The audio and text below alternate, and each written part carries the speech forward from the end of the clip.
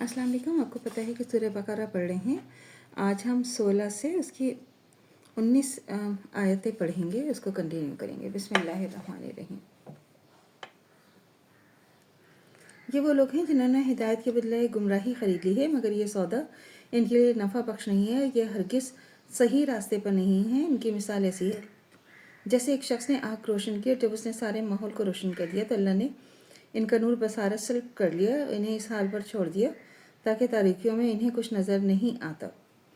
ये बहरे हैं, गूंगे हैं, अंधे हैं, या अब ना पलटेंगे। या फिर इसकी मिसाल यूँ समझो कि आसमान से ज़ोर की बारिश हो रही है और इसके साथ अंधेरी घटा कड़क चमक भी है। ये बिजली के कड़ाके सुनकर अपनी जानों के खौफ से कानों में उंगलियां ठूंस लेते हैं और अल्लाह इन मुनकरीन ने हक़ को हर तरफ से घेरे में लिए हुए हैं।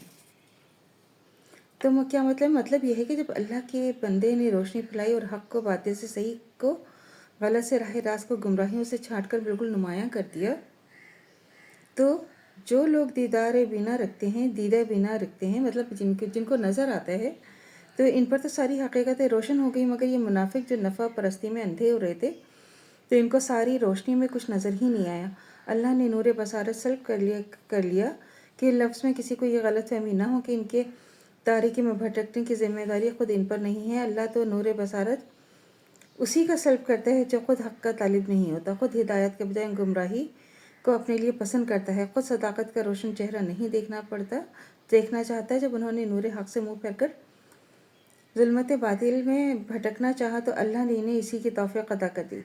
हक़ बात सुनने के लिए बहरे, हक़ गोई के लिए गूंगे और हक़ बीनी के लिए अंधे और ठूंस लेते हैं। और अल्लाह इन मुनकरी हक़ को हर तरह से घेरे में लिए हुए है। मतलब जब कोई हिदायत ही पाना चाहता तो अल्लाह उसको कैसे हिदायत देंगे, उनको हिदायत नहीं मिलती। और फिर ये इसको हम 20 तक कर लेते हैं।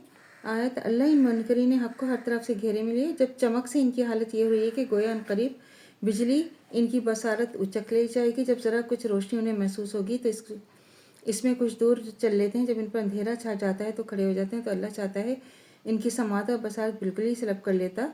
यकीनन वह हर चीज़ पर कादिर है।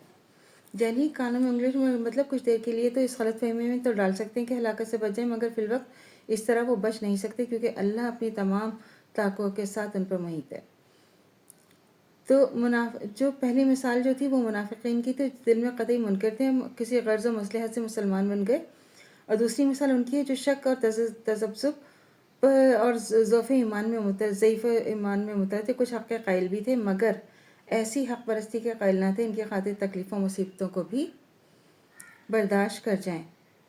तो जो इस्लाम है वो तो इंसानियत के लिए रहमत बनकर आया, लेकिन लोग जो हैं जब वो जो नहीं पलटना चाहते तो अल्लाह ताला उनकी फिर वो ख़त्म कर देते हैं, उनके दिल में मोहर लगा देते हैं। जो खुद अपने आप को नहीं बदलना चाहे ना, जो खुद ना समझना चाहे, तो अल्लाह ताला उसको कैसे समझेंगे। अल्लाह ताला फिर कहते हैं कि उसको आज़ादी दे देते हैं, करो जो तुमने करना है।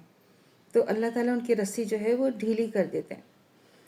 तो अल्लाह से दुआ करनी चाहिए जो हमारे ईमान मरते तो कायम दायम रहे। ख़ात्मा बिल खैर ईमान पर हो। इजाज़त दीजिए। अल्लाह हाफ़िज़। मेरे चैनल को लाइक कीजिए, शेयर कीजिए, सब्सक्राइब कीजिए। शुक्रिया।